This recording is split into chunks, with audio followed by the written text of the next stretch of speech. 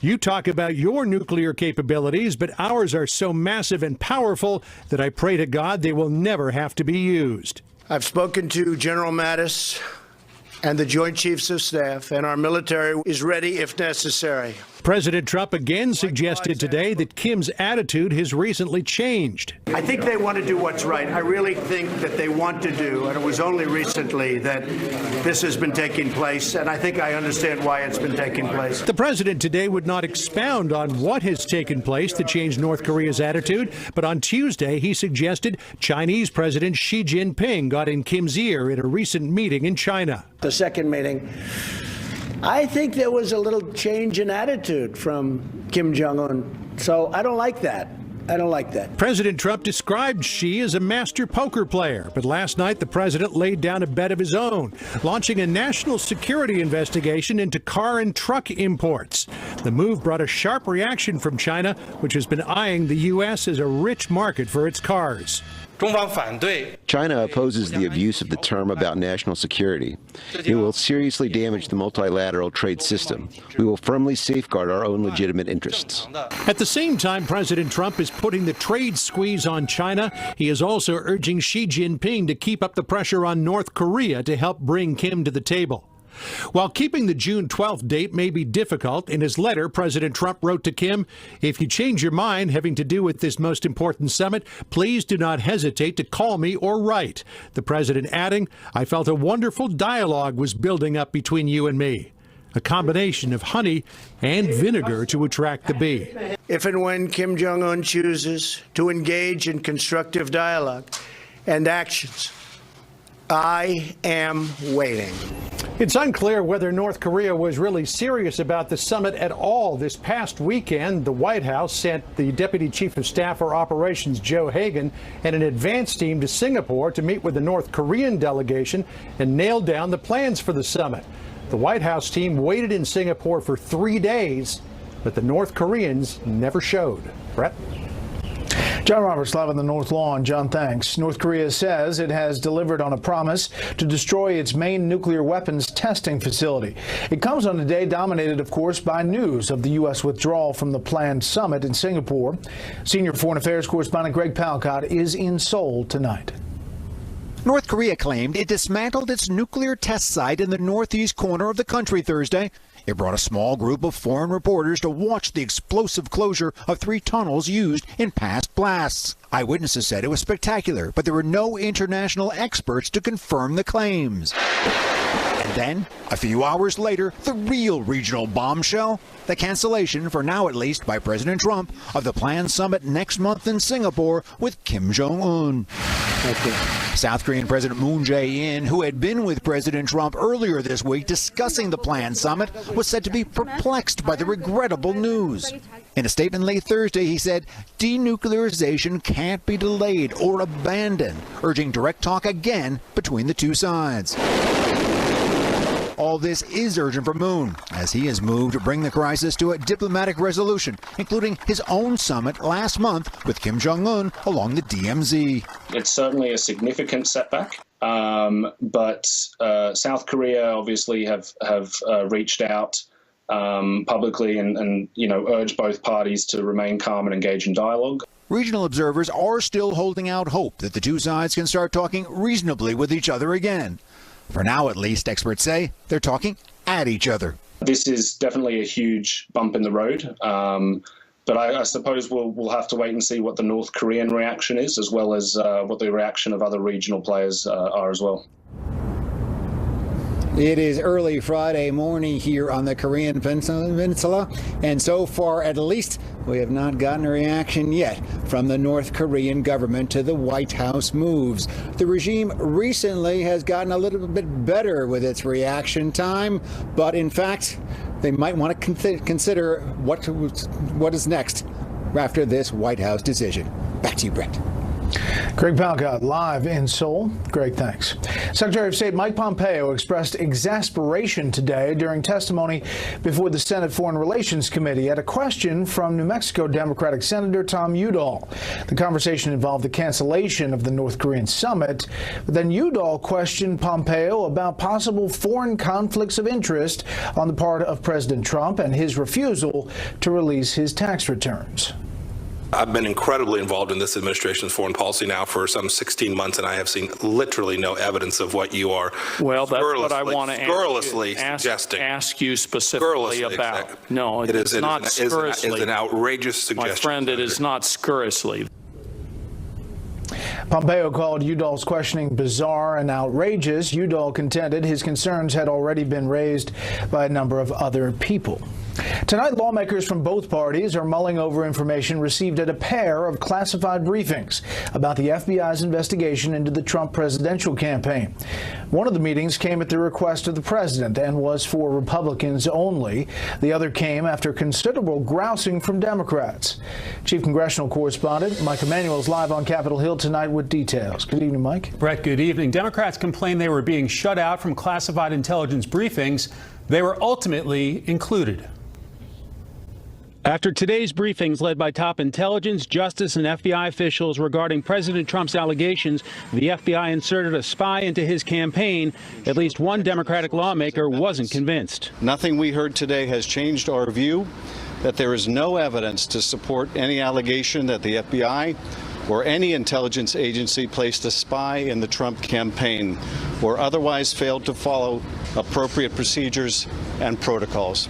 The initial plan was to meet with House Republican Chairman Devin Nunes and Trey Gowdy, but the White House added Democrats and the top congressional and intelligence committee leaders.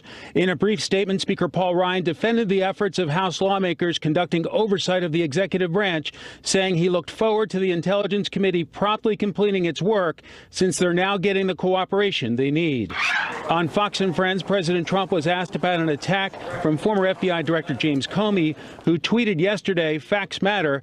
The FBI's use of confidential human sources, the actual term, is tightly regulated and essential to protecting the country." The firing of James Comey is going to go down as a very good thing. FBI is great. I know so many people in the FBI. The FBI is a fantastic institution, but some of the people at the top were rotten apples. James Comey was one of them. I've done a great service for this country by getting rid of him, by firing him. South Carolina Senator Lindsey Graham said he has serious questions about the actions of the Obama Justice Department during the 2016 campaign. There may have been a good reason, but that's pretty unusual to have an investigation of a nominee of a political party during a political season. The president also made reference to former DNI James Clapper on Twitter. Clapper has now admitted that there was spying in my campaign. Large dollars were paid to the spy, far beyond normal. Starting to look like one of the biggest political scandals in U.S. history, Spygate, a terrible thing. Even though there was an effort to include Democrats, their leaders suggested the meetings should have been canceled. When one party, Representative Nunes, who so clearly wants to distort national security information for partisan purposes, asks for a solitary briefing, there shouldn't be a briefing at all. It appears that it's a meeting that could be sharing information that somebody's interpretation of could possibly be helpful to the president's defense. Late today, former DNI Clapper responded to the president, accusing him of spinning and distorting what Clapper said.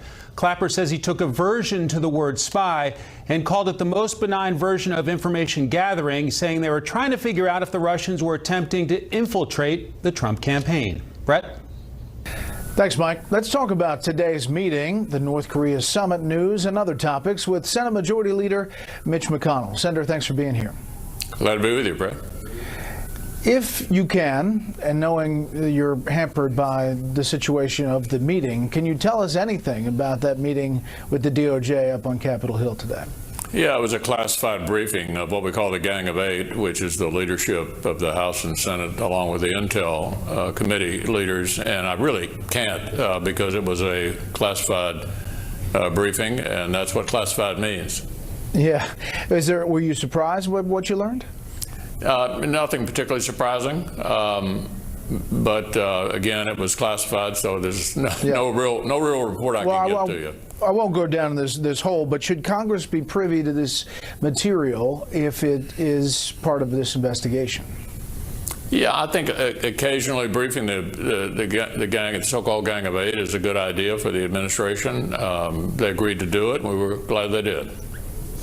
All right, about this investigation and broadly about the Russia probe, the former National Intelligence Director, James Clapper, is out with a new book, and he accuses you and Speaker Ryan of essentially not caring about foreign interference in the 2016 election as long as President Trump won. In this book, he writes, quote, "I was disappointed but not surprised. It seemed they had decided by then that they didn't care who their nominee was, how he got elected, or what effects having a foreign power influence our election would have on the nation as long as they won." Your response to that, sir?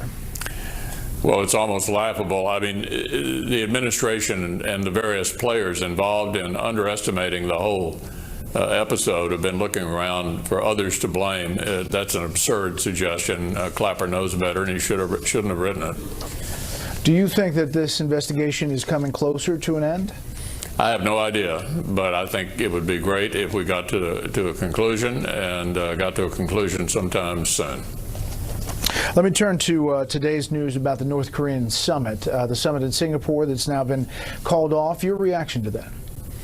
I think the president did the right thing. You know, we've seen 3 generations of North Korean leaders engage in similar ploys in order to get relief from sanctions. It seems that the Kim Jong-un is a chip off the old block, and I think the president didn't want to be played with, wanted to make sure the North Koreans understood he was serious, willing to engage, provided they didn't continue to play these kind of games that they've historically done with other administrations and gotten away with it. So in sum, I think President Trump did exactly the right thing in canceling the meeting. As far as diplomatic moves, is your sense that the hope in the White House and the expectation is that this is somehow going to get back on track eventually? Yeah, I think we all hope it will. I mean, there's nothing that wouldn't be good about a Korean peninsula without nuclear weapons. So sure, we all hope this gets back on track, and the next step, it strikes me, is up to the North Koreans. Yes or no? Will you cancel parts of the August recess? Yeah, I'll have more to say definitively about that the week after next, but I've said to all the press corps and the members up here I wouldn't buy any non-refundable tickets. Right, and there's a tweet from Burgess Everett saying, "I told Senator McConnell I delayed my August vacation. His response was, 'You should.'" And I guess the question is, if the Congress can't get what it needs to get done from January through July, how much will a couple extra weeks help you? Well, Bret, this has been a period of extraordinary accomplishment. The notion that this Congress hasn't been doing anything is utter nonsense, disproved by the facts. This has been the most productive year and a half in the time I've been in the Senate, and I'm now in my 3rd decade, particularly for those of us who want to see the country right of center. You know, whether it's the Supreme Court or 21 Circuit Court judges or regulations repealed or comprehensive tax reform. Just this week alone, we passed a Veterans Choice Act, a major significant piece of legislation. The record of this Congress is quite spectacular, and we'll be able to add even more achievements throughout the summer, and fully intend to, by taking up the Farm Bill, by taking up the National Defense Authorization Act, and beginning to function on appropriation bills, which the Democrats ground to a halt last year. We think that's not going to happen this year. Yeah, I wasn't suggesting that nothing's getting done. I was suggesting whether you needed how much more could get done in that additional time if you choose to do that. If the House discharge petition on DACA happens and succeeds, would you take that up in the Senate? Yeah, my view on immigration, you may or may not recall, back in February, I brought up the subject of immigration, allowed a wide open debate with amendments. We spent a week on it on the Senate floor and passed nothing. If there's a bill that clears the House that President Trump indicates he would sign, then I'll give it serious consideration, because then we would be making a law and not just spinning our wheels for a week or so. I can't afford to do that. We have appropriation bills to pass and other measures that I just mentioned to you a few moments ago that will take up floor time, not to mention additional confirmations of judges and members of the executive branch that are pending before us. A couple more quick things. One is the criticism of the president and this administration, not just coming from Democrats. Here is Senator Jeff Flake in pretty pointed language yesterday. Your national leadership is, well, not good at all. Our presidency has been debased by a figure who seemingly has a bottomless appetite for destruction and division, and only a passing familiarity with how the Constitution works. And our Article I branch of government, the Congress, that's me, is utterly supine in the face of the moral vandalism that flows from the White House daily. Your reaction to that, Senator?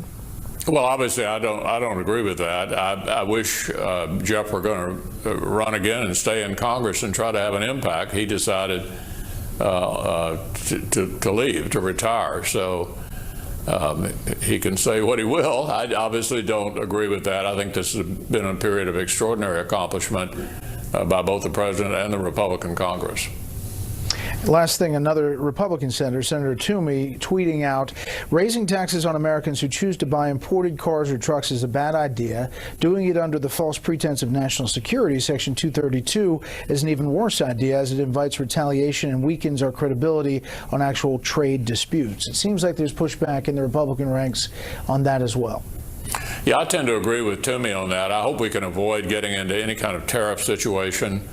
I particularly worry about retaliation that impacts American agriculture, a place where we enjoy substantial trade surpluses with the rest of the world. So I think all of us are hoping that all of this back and forth discussion about trade doesn't end up leading us into the implementation of tariffs or some larger trade war. You hear anything from Senator McCain? I haven't. I had a chance to visit him a couple weeks ago out in Arizona. We had a good discussion about all the battles of the past. Sometimes we were not on the same side. He's a great American, and we wish he could come back. Senator McConnell, we appreciate your time. Thank you. Up next, a retired Navy SEAL is honored, even as special operations come under intense scrutiny. First, here's what some of our Fox affiliates around the country are covering tonight. Fox 5 in Las Vegas, where police released more than 2,000 pages of reports into the worst mass shooting in modern U.S. history. They reveal gunshots came so rapidly, one officer feared he was facing a fully stocked assault team with tactical gear. 58 people were killed as a lone shooter attacked from the inside of Mandalay Bay Hotel last October 1st during a country music concert. Fox 6 in Milwaukee as police released body camera footage of the arrest of Bucks basketball player Sterling Brown. It happened in January over a parking violation. Officers used a stun gun on Brown. The police chief has apologized and says those involved were disciplined. And this is a live look at Tampa from Fox 13, our affiliate there. The big story there tonight, the forecast for the upcoming hurricane season. The National Oceanic and Atmospheric Administration, NOAA, predicts 10 to 16 named storms in the Atlantic with 5 to 9 hurricanes. That would make it a near normal or above normal season. That's tonight's live look outside the Beltway from Special Report. We're outside too. We'll be right back. President Trump is reducing regulations on commercial space companies. He signed a directive today. It orders federal agencies to implement recommended reforms to give more flexibility to companies such as SpaceX and Virgin Galactic that came along after some of those regulations were put in place. Some of the banking regulations imposed after the 2008 financial crisis are being eliminated. Today, the president signed into law a measure loosening the Dodd-Frank restrictions.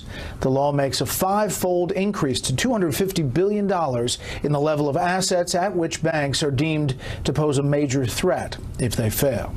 Stocks were down today. The Dow lost 75. The S&P 500 fell 5.5. The Nasdaq dropped 1.5. A retired Navy SEAL is the latest American hero to be awarded the Medal of Honor for leading his team on a daring rescue mission against all odds. But not everyone is convinced the right decisions were made that day. National security correspondent Jennifer Griffin has tonight's story from the Pentagon. 16 years after the ill-fated mission that left 7 U.S. service members dead, Navy SEAL Bret received the Medal of Honor, the nation's highest award for valor. They would face freezing temperatures and bitter winds at the highest altitude of battle in the history of the American military. This was the highest point where we ever fought. It was 6 months after 9/11, 10,000 feet high on a mountaintop in Afghanistan. Teammate's alive. I know that he is in enemy territory. The controversial mission led to fierce debates within the special operations community about whether they ever should have landed on the mountain, breaking protocol by landing on the objective, or X, and whether they inadvertently left a fallen comrade behind. When we landed on top of the mountain, my helicopter took rocket-propelled grenade fire right away. Why did you have to land on the X? Didn't you break protocol by landing on the X? I was told I needed to be in position by sunup, and that's what I did. Petty Officer Neil Roberts fell out the back of the helicopter into the snow. The Army Chinook crash-landed 4 miles away. Slabinski ordered his team back up the mountain to rescue Roberts, who survived the fall. I stand up. I said, eyes on me, eyes on me. And we had to go right back up to the same spot. As soon as they landed to rescue Roberts, Air Force Tech Sergeant John Chapman, whose job was to call in airstrikes, was hit. John goes down. He's right next to me, and I can feel the bullets from that going through my clothes. As team leader, he decides to pull back, thinking Chapman is dead. Crawl over the top of John, looking for some sign of life from him, and I didn't get any, no movement, no sound or anything from him. New evidence suggests he may not have been. There's been criticism that you left him behind. Well, I can tell you, we left no one behind. No one, right? What I saw, what I experienced, I know that clearly. But we didn't leave anyone behind up there. At the Pentagon, Jennifer Griffin, Fox News. Up next, we take you to the U.S.-Mexico border for a ride with the first woman to lead the border patrol there. First, beyond our borders tonight, Russia is once again denying involvement in the downing of a Malaysia Airlines jet in 2014. Dutch investigators say they have evidence. A specific Russian anti-aircraft missile brigade brought down that plane over eastern Ukraine, killing all 298 people aboard. Late today, the U.S. State Department said it has complete confidence in the Dutch report. Voters in Ireland will decide Friday on a referendum to repeal the country's strict anti-abortion law. It would allow the procedure during the first 12 weeks of pregnancy. The traditionally Roman Catholic country surprised many in 2015 by approving a measure in favor of same-sex marriage. Monitors in the Middle East say airstrikes overnight killed at least 12 pro-government fighters in eastern Syria. State-run media blame the U.S.-led coalition fighting ISIS. The Pentagon says it has no information to substantiate that report. Just some of the other stories beyond our borders tonight. We'll be right back. Hollywood producer Harvey Weinstein is expected to surrender to authorities tomorrow to face charges involving at least one of the women who have accused him of sexual assault. It would be the first criminal case against Weinstein to come out of the barrage of sexual abuse allegations from scores of women. Those allegations destroyed his career and set off a national reckoning that brought down other powerful men in what has become known as the Me Too movement. The subject of illegal immigration is a big one here in Texas. Tonight we look at how the president's border strategy is playing in the Rio Grande Valley. National correspondent William LaChanesse is there tonight. How much we got left over here, the other runners? Just after takeoff, the calls pour in. I'll come down low and I'll spread it open. Agents need help tracking 4 separate groups. We're 60 miles north of the border. This helicopter just flushed out a group of 16. You see how they all run in different directions. That puts them at a great risk. If we miss one of these individuals, now they're stranded out here by themselves. Carla Provost is the first woman to head the Border Patrol. The Rio Grande Valley is definitely our busiest area along the border. Down 2,000 agents nationwide, Provost welcomes help from the National Guard. Over the last few years, our attrition has been outpacing our hiring. So this is a good stopgap measure, having the Guard here. She wants 8 National Guard helicopters here and more guardsmen monitoring cameras. I mean, they're operating with our cameras and our technology, bringing their own sensors to bear and doing it in the same way that we do on the border. Those cameras caught this group of Central Americans crossing the Rio Grande. We're averaging about 500 a daily average. It really is takes up a lot of our manpower. According to CBP, 80% of those apprehended in South Texas are Central Americans, most seeking asylum. And yes, he's going to try to see what he can do to stay in the States. Agents say the problem is they're so focused on processing families and unaccompanied minors, vast areas are left unprotected. That the 86 individuals were illegal aliens, 4 of which were unaccompanied children. Police and border agents stopped this semi crammed with immigrants who poked a hole in the roof to escape. As long as they're going to make money off of human smuggling, off of drug smuggling, they're going to keep doing it. Catching illegal immigrants is one thing. Releasing them, officials say, is a much bigger problem President Trump has vowed but so far failed to solve. Bret? William Lajeunesse along the Rio Grande. William, thanks. President Trump has granted a rare posthumous pardon to boxing's first black heavyweight champion. The move clears Jack Johnson's name more than 100 years after what many see as his racially charged conviction for transporting his white girlfriend across state lines. The president was joined by boxer Lennox Lewis and actor Sylvester Stallone, who has drawn awareness to Johnson's cause. Johnson was found guilty by an all-white jury in 1913 and served 10 months in prison. Johnson died in 1946.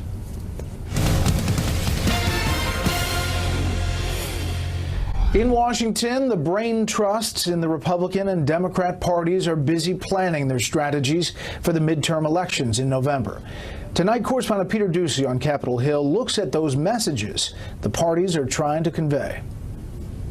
The roadmap that's proven successful for Republicans in Senate primaries so far trash-talked the incumbent Democrat for not helping President Trump.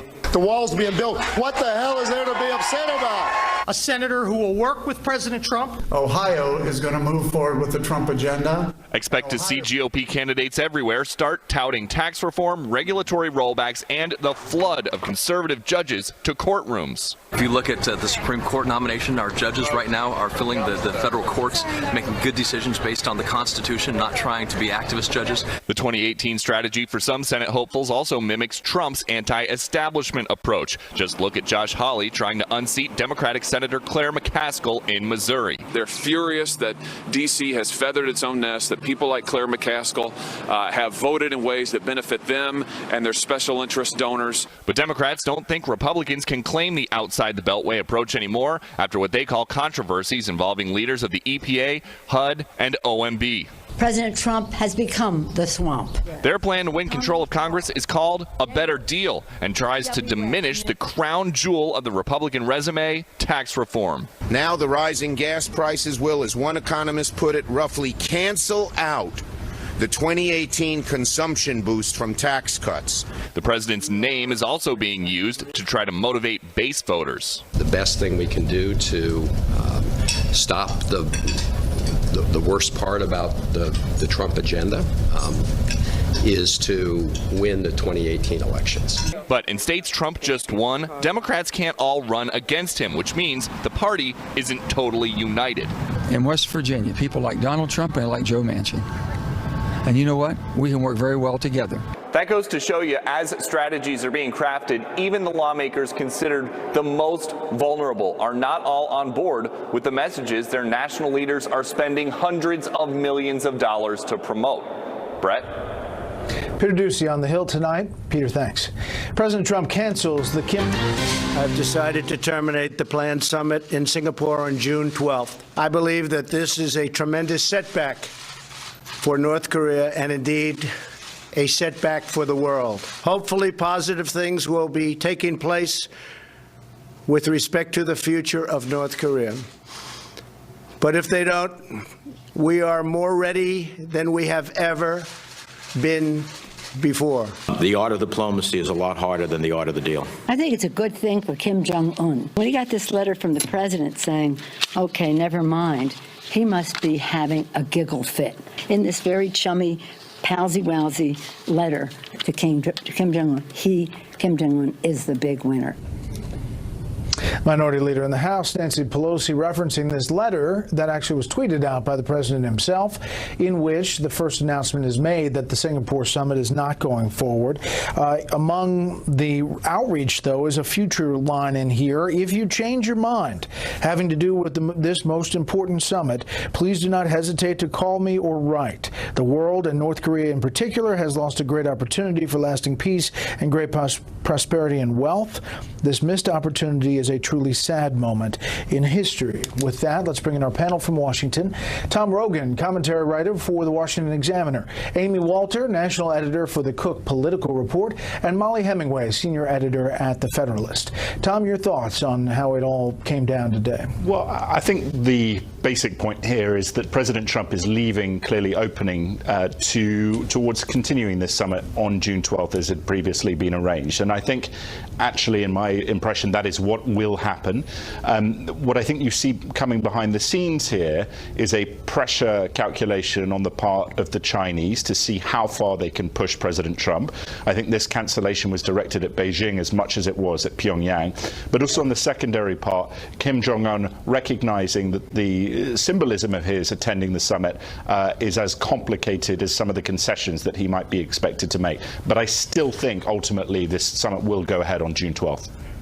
Well, to that point, Fox News alert here, according to Reuters, just within the past few seconds, North Korea says Trump's decision to scrap U.S.-North Korea summit is not in line with the world's wishes, and North Korea saying it is willing to resolve issues with the U.S., according to state-run media.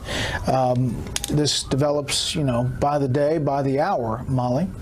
Yeah, I think this is disappointing news, but not completely surprising, particularly in the last couple of weeks where you were seeing that North Korea and the U.S. were really pretty far apart.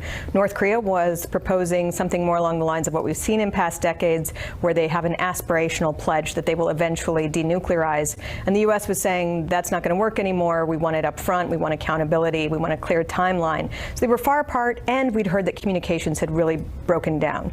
But I agree with Tom. This is not the end of the line. This is part of the negotiation process. And so what will be interesting, and what's interesting about this Reuters report, is I think people were careful to see whether North Korea would say, we do want to make this happen and we're willing to work toward it, or if they would respond with their old pattern of missile tests and other belligerent attitudes. So, but it's a long ball game still. Yeah, Amy, we're now getting it officially from the South Koreans, Yon Hap, that North Korea is willing to talk with the United States anytime in response to this decision to pull out of the planned summit, saying that they want to resolve the issues. So I guess, you heard Senator McConnell earlier say the next step is North Korea's, and it seems like this is They're taking that step. Yeah, this is what I'm fascinated to watch is the way in which Americans are reacting to this. Take away just sort of the back and forth here in Washington. But in polling, what we've seen in the last couple of weeks is that across the board, this is Republicans, Democrats, and independents, we're giving the idea of a sit-down between the president and Kim Jong-un high marks. They liked this idea. And in fact, in the last CNN poll, the president's handling of Korea was the thing that people saw as the most positive thing he was doing. He got his highest marks on this. So I think overall, what the American public is saying is, we kind of like this idea. We don't really know where it's going. We've never seen anything like this before, but let's try it. What happens, though, if this does go wildly off track, or if the summit never happens, or if there's more saber rattling from North Korea, or South Korea does something, we kind of, if there is a continuing sort of chaos, does that then ultimately impact the way that voters not just see the president, but ultimately the way that he's able to handle any other foreign policy or any other foreign policy crisis? Right. Tom, quickly wrap this up. Yeah, look, I think the North Koreans know that they have an interest in at least sitting down at the summit. Beijing wants that. They want to see if Trump is malleable. The letter suggested he is not. I think it goes ahead, and I think ultimately that message that we've just seen there is that is as nice as it gets from the North Koreans. So, cause for optimism. That's a love letter, right? Panel, thank you. Next up, intelligence officials brief lawmakers on the investigation into the Trump campaign and whether there was an informant. Nothing we heard today has changed our view that there is no evidence to support any allegation that the FBI or any intelligence agency placed a spy in the Trump campaign. Nothing particularly surprising. But again, it was classified, so there's no real report I can give to you. It would be great if we got to a conclusion, and got to a conclusion sometime soon. Well, just some of the reflections on these meetings today. Obviously classified. You can't get a lot of details. Two different meetings. The first one dealing with this group of folks, and that included Devin Nunes and Trey Gowdy. And you see the first meeting from the DOJ, including the White House Chief of Staff there. And then the second meeting, after Democrats said they needed to be included, this included the Gang of Eight, and they were briefed as well. Again, not getting a lot of details of what happened inside those meetings, but not surprising was the characterization from both Adam Schiff and the Senate Majority Leader. We're back with the panel. Molly, your thoughts on this day and what we're learning or not learning? It's interesting. I just saw that Schiff statement. There were three words that stuck out for me: evidence, spy, and in. First off, we don't actually know if much evidence, of any, was shared today or whether it was an arrangement to share evidence in the future. Second, spy, which he says they see no evidence of a spy after spending days. Democrats have been spending days saying that having an informant on a campaign is different than a spy. And then the third word is in. I don't think anyone's actually saying that the spy is in the campaign so much as placed near the campaign. It really just points to how much we don't know about this burgeoning crisis and scandal of how much surveillance, wiretaps, national security letters, human intelligence agents, we know there's at least one, were used to surveil the Donald Trump campaign. And a lot of people in town are trying to pretend like this is not a huge issue. I think most Americans would say learning that the FBI was engaged in this kind of operation against a political campaign is really just breathtaking. Tom, somebody talked to me the other day, and I said it's sort of like looking at two different walls of pictures and connections, and different people in different political ideologies look at two very different walls of those connections. Your thoughts on how this is all coming together? Yes, certainly, and it is going to play heavily as an interlink when the Horowitz report comes out, whatever the president decides to do in terms of the special counsel's ongoing investigation.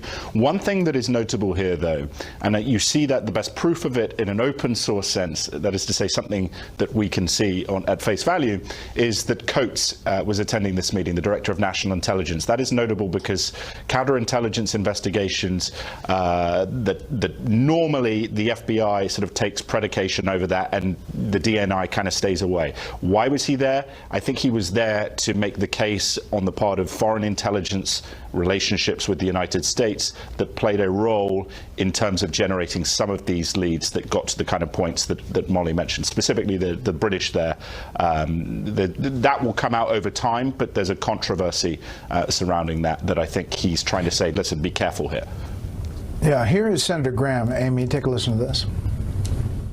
I'd like to know about whatever, if there was a confidential informant used to surveil a nominee of a political party.